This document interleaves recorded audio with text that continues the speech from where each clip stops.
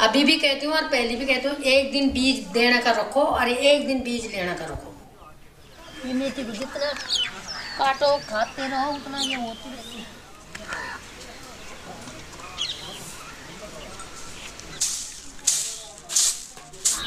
मुझे बहुत ज़्यादा शौक है कि बीज किसी को दो और किसी से लाओ नया बीज अपने घर में लगाने के लिए। मुझे कोई चीज़ कोई कहेगा भी खाने के लिए सब्जी, मैं ना मुझे खाने के लिए नहीं चाहिए, मुझे बीज चाहिए। अभी मैंने कहीं करेला का बीज के लिए बोला, मैं गई नहीं हूँ। हमारे यहाँ तो वैसे होता, हमारे पहाड़ में सफ़ेद करेला होता है इतना लम्बा लम्बा, उसका बीज नहीं मिल रहा। किसी ने मुझे बोला था कि मेरे घर में है, मैंने कहा ज़रूर मैं ले रखना।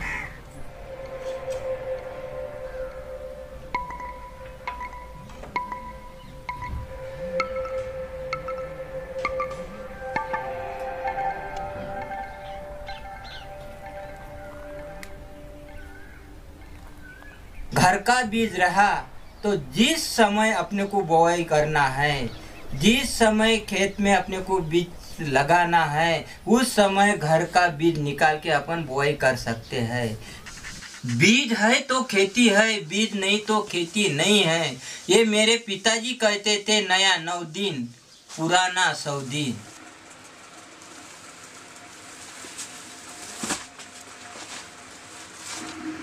इसकी रोटी भी अच्छी लगती है, इसके लड्डू भी अच्छे बनते हैं हरेपन में। इसमें 2 कलर के बीज है। Petani seperti Bija Didi dan Ramesh Sakarkar telah mendedikasikan hidup mereka untuk menyimpan benih. Mengapa demikian? Karena memang sudah seharusnya petani memiliki benih mereka sendiri dan menanamnya dengan kearifan tradisional yang sudah diwariskan selama berabad-abad lamanya. Metode ini sangat bergantung pada keanekaragaman hayati dan juga tidak menggunakan bahan sintetis dalam bentuk pupuk maupun pestisida. Dalam sistem ini, benih dibagikan bersama karena benih adalah milik bersama dan petani punya kebebasan hak untuk memilih. Sementara dalam model pertanian konvensional, benih sudah mengalami berbagai modifikasi genetik, dikembangkan di laboratorium berdasarkan ilmu yang belum sempurna. Sebagian disuntikan gen dari luar sehingga resisten terhadap hama, fungi, bakteri, dan lain-lain, melebihi resistensi alami organisme itu sendiri. Semua hal ini membawa resiko yang melekat, sebab pada akhirnya budidaya pertanian sangat bergantung pada penggunaan pupuk dan pestisida sintetis. Kemudian, semakin diperparah dengan sistem monokultur yang menghapus keanekaragaman hayati. Saat ini, pasar benih dikendalikan oleh para korporasi, dan petani terpaksa harus mengikuti siklus yang memberatkan bagi mereka untuk mendapatkan benih, pestisida, dan pupuk sintetis, yang semuanya berada dalam kendali sekelompok kecil korporasi.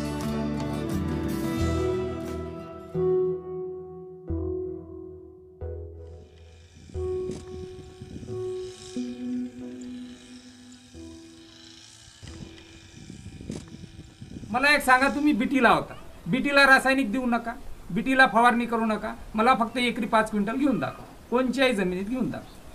नाही होत. का नाही होत? रासायनिक खताची गरज आहे. म्हणजे तिला ते सायकल आहे, ते सायकल आहे, ते बियाणंच असं आहे की ते पूरक अन्नावर उपलब्ध, म्हणजे पूरक अन्न जे देतोय आपण, बाहेरून जे अन्न देतोय त्याच्यावर येणारं उत्पन्न देणारं ते झाड.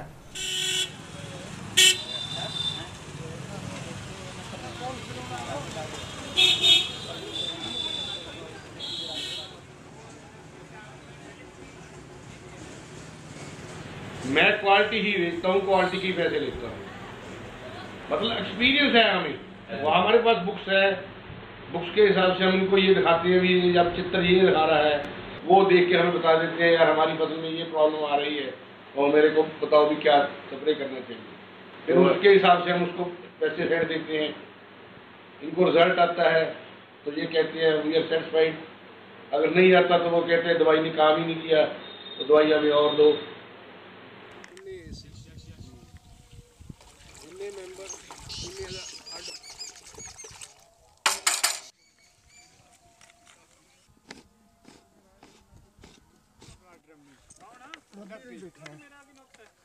ਚੱਲਦੀ ਨਹੀਂ ਪੰਪ ਖਰਾਬ ਆਦਾ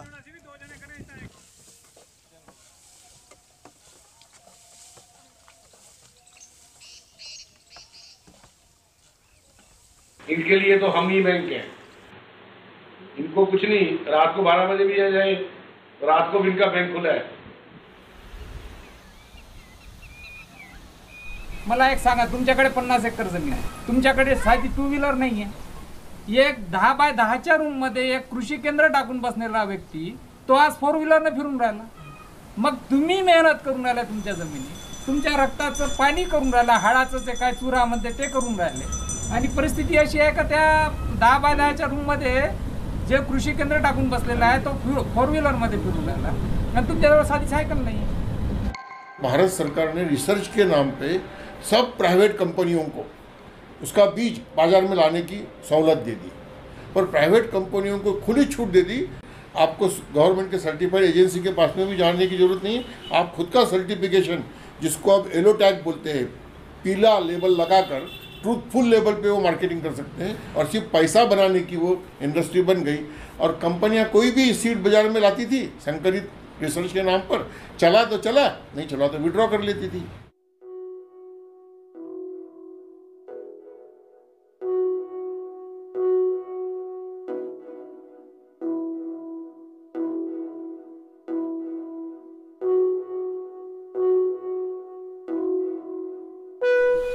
The seed is mine, all the seed in the world is mine, is yours.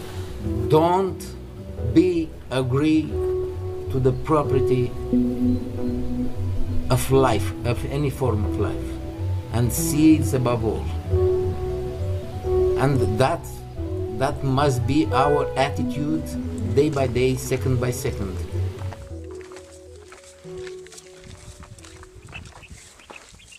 खेती मेरी है, तकनीक मेरा है, तो बीज और किसी का क्यों? बीज तो खेत में पैदा होता है, बीज तो कंपनी में या फैक्ट्री में तो तैयार नहीं होता है, वहाँ तो प्रक्रिया होती है. इसमें जो बीज जो है, ये बीज चिड़िया को दिखाई नहीं देता. अब आप बोलते होंगे ये कैसी होती है, तो अब देखो इसके अंदर के बीज कैसे है, हाथ लगाया ऐसा, ये देखो कितने सही बीज है, और ये बीज को फंगस नहीं लगे, कीड़ नहीं लगे, इसलिए ये जो भूसा कहते हैं हम इसको, इसके साथ हमने रख दिए तो इसको कोई भी फंगस नहीं लगती, कोई भी कीड़ नहीं लगती, कुदरती तौर पर उसकी देखभाल होती है.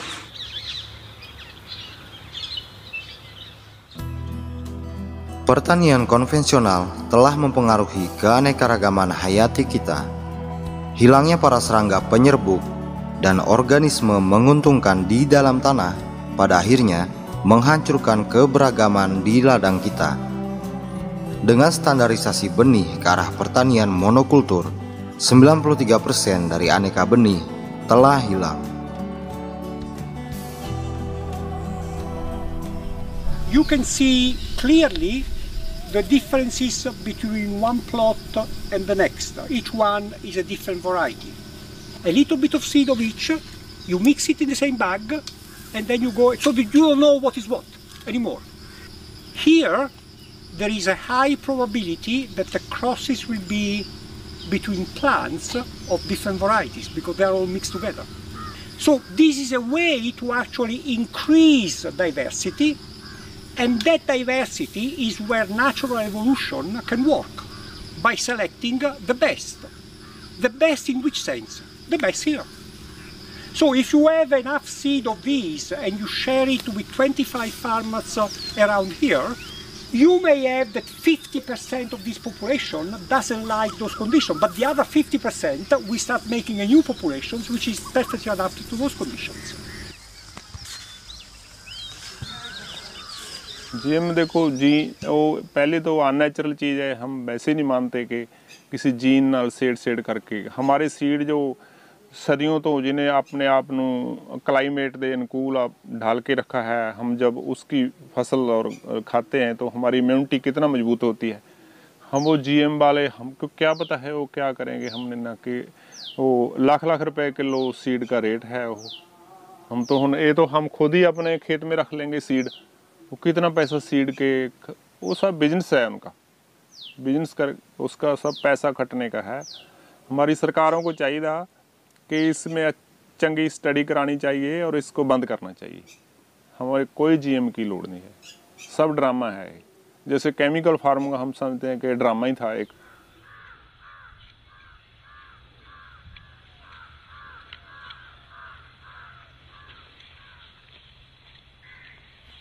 देसी बीजों की फसलों का एक धीर रखना है, थोड़ा धीर रखे तो फसल आती है। हो सकती है देसी बीजों की थोड़ी कम ज़्यादा आएगी, लेकिन फसल आएगी। संकरित बीजों की कुछ गारंटी नहीं है, ये बीज लगाया तो इतनी फसल आएंगी।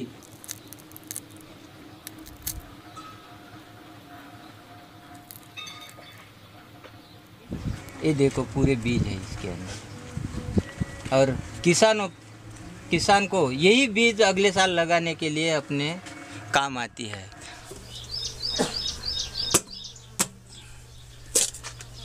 इसमें कम से कम 100-200 बीज है।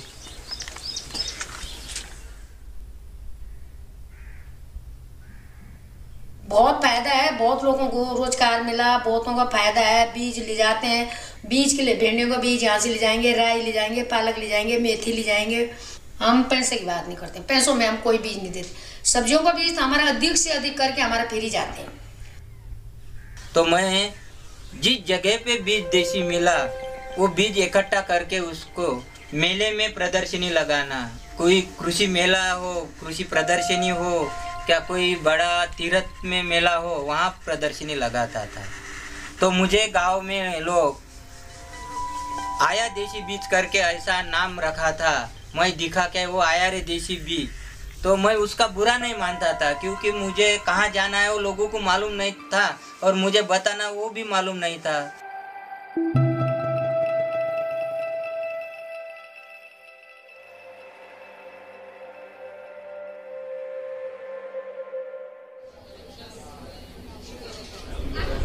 Είμαι ένας κόκκος σταριού.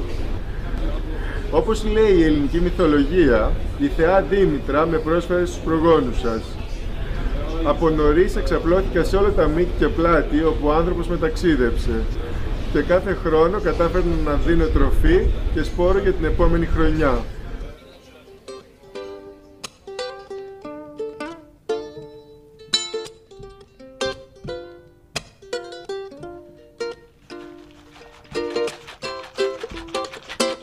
Cause for centuries we've saved our seeds and they have grown to meet our needs. But now one company is trying to take control, to modify and commodify our food bowl.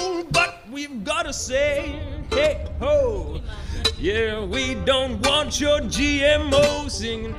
Hey ho, now your GMO has got to go singing. Hey ho, well we don't want your GMO.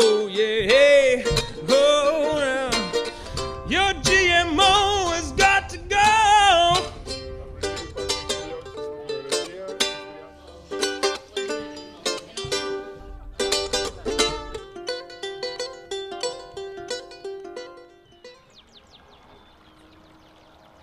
La espiral de la vida. La espiral Sí, de la vida. Espiral de vida es el retorno de conocimiento también, porque muchos lados está terminando nuestro conocimiento de nuestros abuelos, de nuestros taitas, nuestros líderes. Por eso es importante, ahora nosotros estamos otra vez construyendo. Ese es el símbolo del altar, que está regresando todo el conocimiento de nuestros taitas mamas.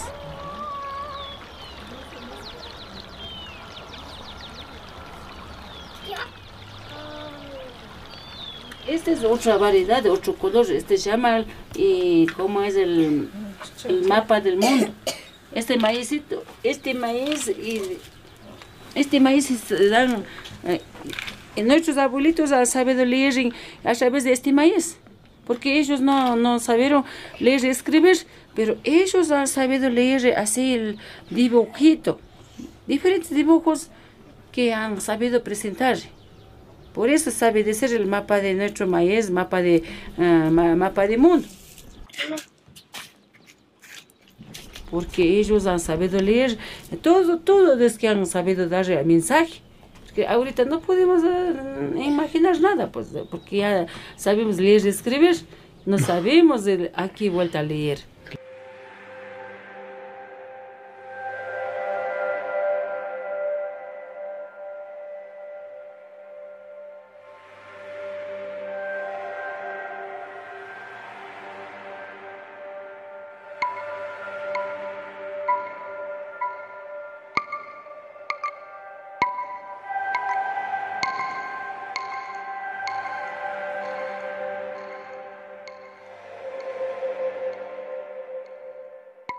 तो एक लड़का पहले था, मलयालम था, वो ओंकार भैया, उसने कहा था कि देखो दीदी आज तुम इतने बीज से परेशान हो रहे, कभी देखो यहाँ 1000 बीज हो जाएंगे, तब कैसे संभालोगे? मैंने कहा भैया 1000 बीज? कि हाँ 1000 बीज हो जाएंगे तो कैसे संभालोगे? मैंने कहा चलो हो ही जाएंगे तो संभाल ही लेंगे। आज भगवान की देने से 1000 बीज से भी ऊपर ही हो गए हमारे पास हर चीज़ के लगा के।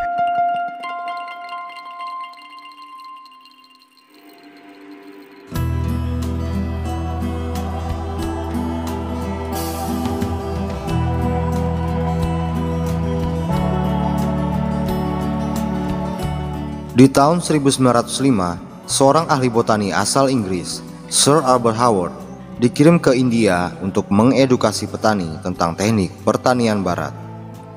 Setelah mengamati praktek-praktek tradisional oleh petani India, Howard segera menyadari bahwa dia sebenarnya belajar dari mereka jauh lebih banyak.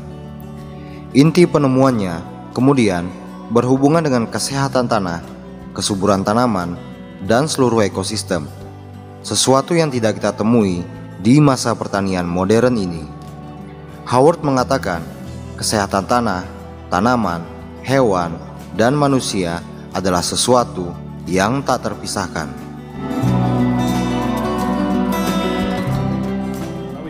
Because even farmers or gardeners or anybody, general lay people, we never really have this discussion about the life in the soil, what's going on underneath the ground. And just as there's a complex web of life above the soil, there's just as much going on below the soil. But we never interact with it, we never see it, mostly because it's happening on a microscopic level. Well, mostly because it's under the ground and we're not looking under the ground.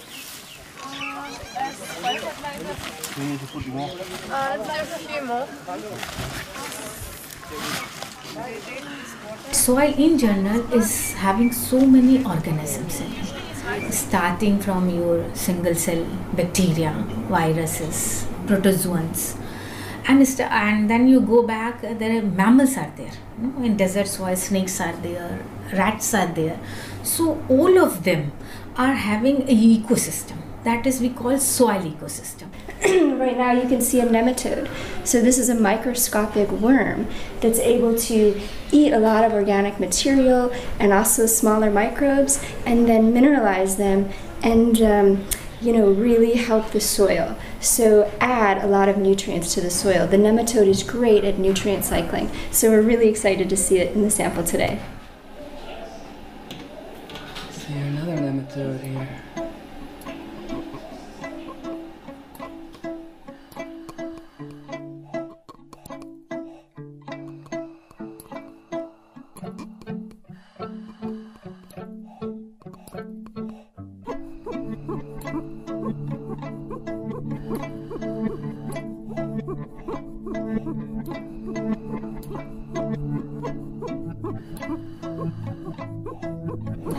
Then I say about the size and why we started working in the desert on microarthropods, which we cannot see through our eyes.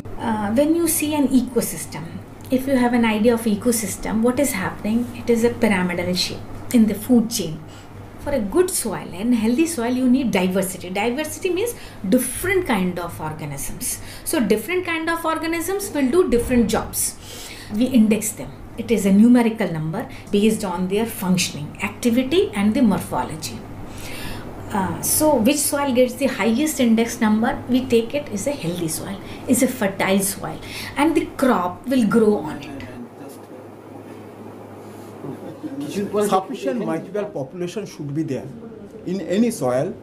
The organisms which is helping, their population should be there. If they are lacking, then other organisms which is not beneficial, that will kill them actually. You see, we are concentrating on organic farming mainly to build up carbon into the system, as well as to increase the enzyme concentration. And that way, we are also making plants more active so that we need not have to feed much nutrient from outside. That way we can reduce the fertilizer consumption.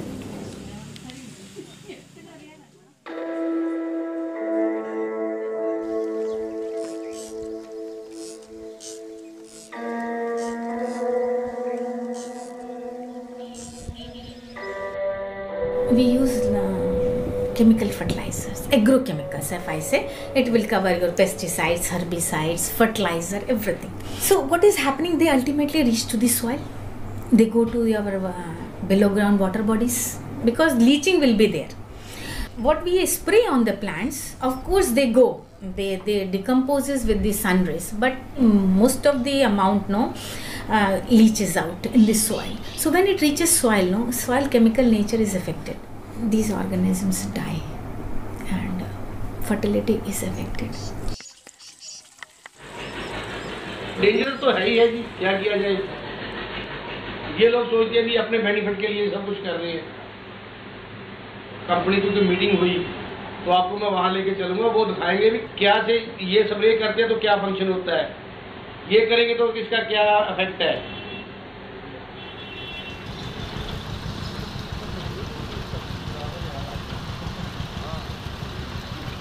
आने वाले दिनों के लिए यह है कि लोग इतना डालते रहेंगे तो आगे आगे लुकारी ज़मीन बर्बाद होती जाएगी। ये जो वो हो रखा ये केमिकल डालना बंद हुआ वो सबसे अच्छा है।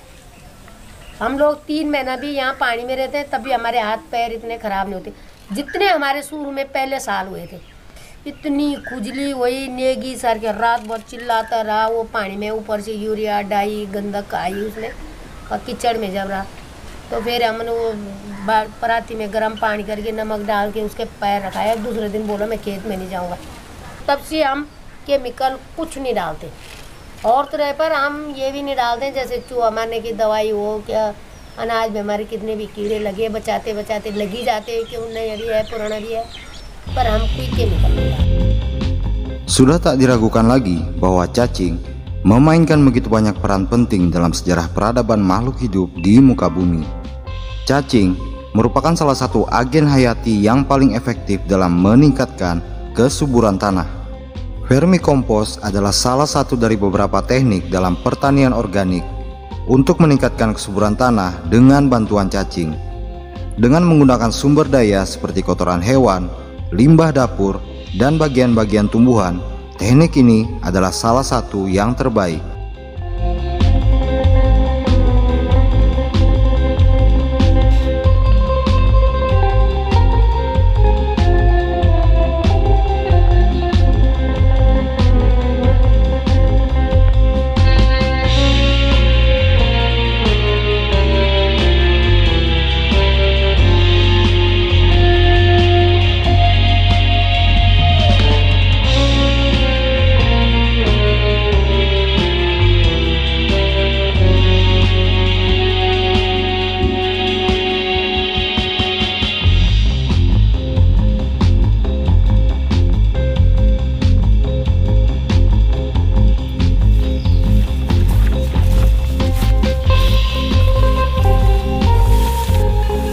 अपने घर की उसकी खाद के डंगरों के साथ जो अपने डंगरों की खाद बनाते हैं तैयार करते हैं और खेतों में डालते हैं।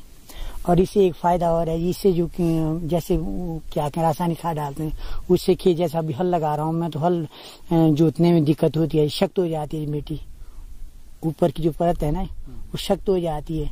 और जो गोबर की खाद डालते उसमें नमी रहती है, ज़्यादा नमी रहती है और फसल भी अच्छी होती है।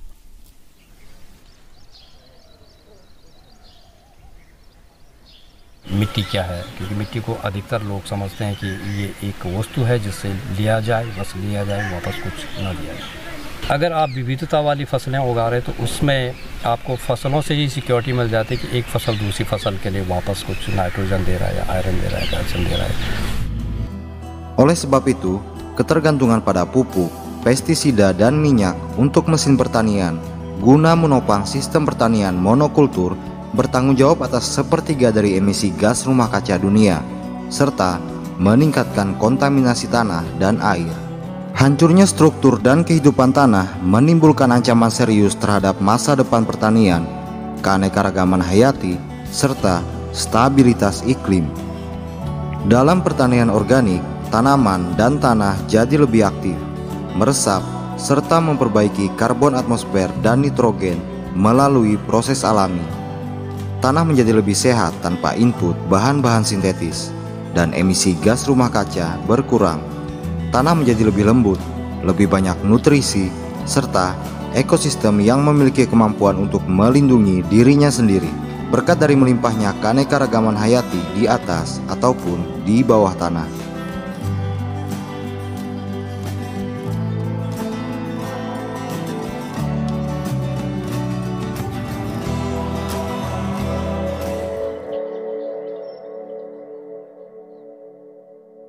Entire farm is trying to mimic the forest, but also trying to yield not only food but also other materials for not just human beings as well as wildlife, for other creatures. So that is the main aim, where biodiversity serves the purpose of living in harmony with nature.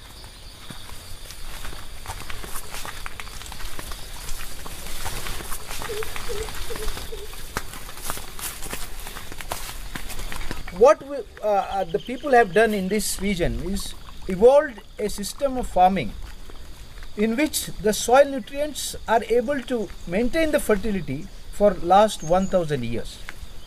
So what we have to do is, because of the heavy rainfall in this region, all the rainfall will leach away, take away the topsoil and the nutrients. So any work to work with the soil and farming, we'll need to see that this soil is preserved. So mulching is very important. Second, it is the organic material which goes in, and that is very important in order to hold the moisture. So it is mulching, as well as when we put that dead material, when the rainfall is heavy, it doesn't wash off, it just protects the soil, binds the soil there itself. So it is a multiple purpose. It puts back the nutrients as well as it protects from leaching away.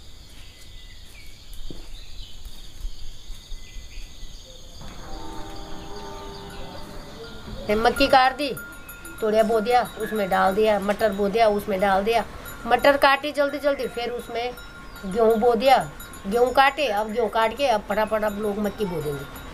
तो लोगों की इतनी जल्दी है, जल्दी तो हर इंसान सोच रहा है, पर ये नहीं सोच रहा कि आगे हमारा क्या नुकसान है इसमें, ये कोई नहीं सोच रहा। खाली ये सोच रहे कितना उगा सके, हम कितना उगाएंगे, क्योंकि फर्स्ट चल रहे ना, आगे आगे आगे आगे। ये नहीं देख रहे कि ज़मीन कितना नुकसान हो रही है, इतना जल्दी जल्दी। थोड़ा उनको ज़मीन को भी तो थोड़ा रेस्ट चाहिए। जैसे हम लोग काम करके थकते तो हम भी तो बोलते थोड़ा आराम करेंगे, तो ज़मीन भी तो कुछ दिन आराम चाहिए उसके लिए भी, तभी तो वो सही रहेगी। Tanah yang sehat akan berpengaruh pada kestabilan dan perbaikan iklim. Dalam beberapa dekade terakhir, tanah pertanian telah terdegradasi akibat pola cuaca dan curah hujan yang tidak menentu. Beberapa daerah menjadi lebih kering dan beberapa lainnya menjadi lebih basah dan rentan terhadap banjir. Perubahan pola iklim juga dapat merusak struktur fisik tanah. Untuk itu, peran dari bahan organik sangat dibutuhkan guna menjaga keseimbangan nutrisi dan daya serap air, serta meningkatkan populasi organisme baik di dalam tanah.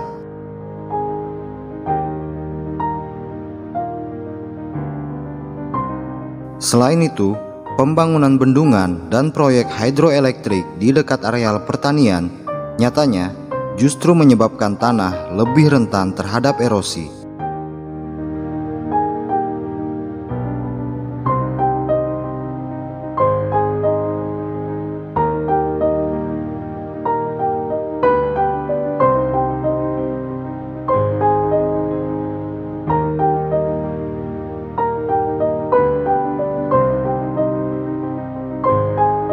Oleh sebab itu, masa depan pertanian sangat bergantung pada praktek pertanian yang lebih bersahabat dengan lingkungan.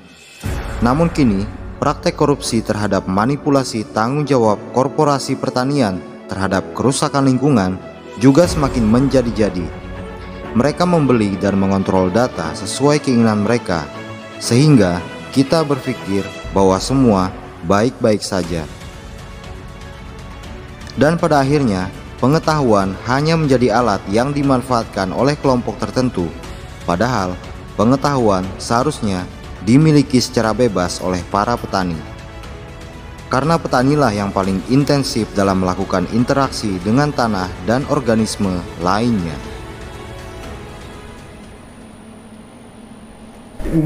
With the microscope, you can take a sample of chemical soil, you can take a sample of organic soil, and the farmer doesn't need to be able to read or study. He can just simply see the difference. That in one there's not much going on, and the other is just bursting full of life. So what we like to do is we have the discussion about what is in the soil, how that helps the plant, and then really to drive it home is just the simple demonstration of chemical soil versus organic soil, so they can see the difference.